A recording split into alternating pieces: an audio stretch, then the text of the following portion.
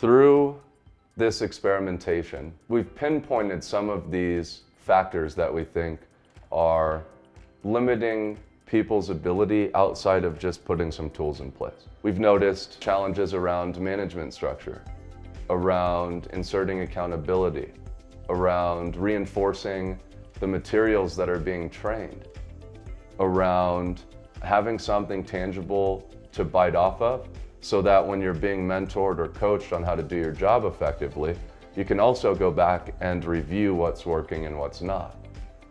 Outside of that, some additional challenges that we're finding is that a lot of the departments that are supposed to be supporting sales aren't asking sales the right questions to be able to prioritize changes or improvements that they could make that would deliver better outcomes to the frontline salespeople.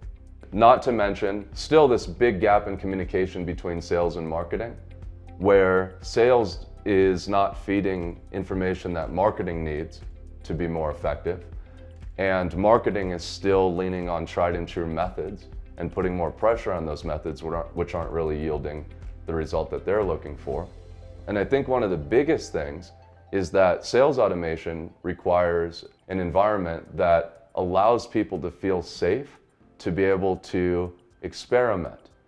But for whatever reason, these sales organizations have been taught to shop for solutions that have definitive, predictable outcomes, which is actually not possible because of all of the factors like the culture, the philosophy, the product, some of the environmental factors as a whole that are affecting that industry, their market position.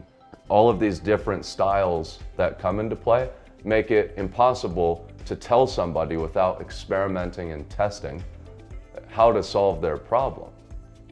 So what we've been doing is building these environments for our clients where experimentation is the only way to do things, where if you're not taking risk, there's a problem, and where you're heard, as a salesperson, you're heard and listened to, and you're the voice that drives the improvements that then are kind of spread out through the rest of the organization.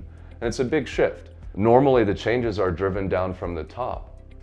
And what we're finding is that the top has been outside of this kind of prospecting, outside of a lot of these technologies. They didn't use them when they were selling.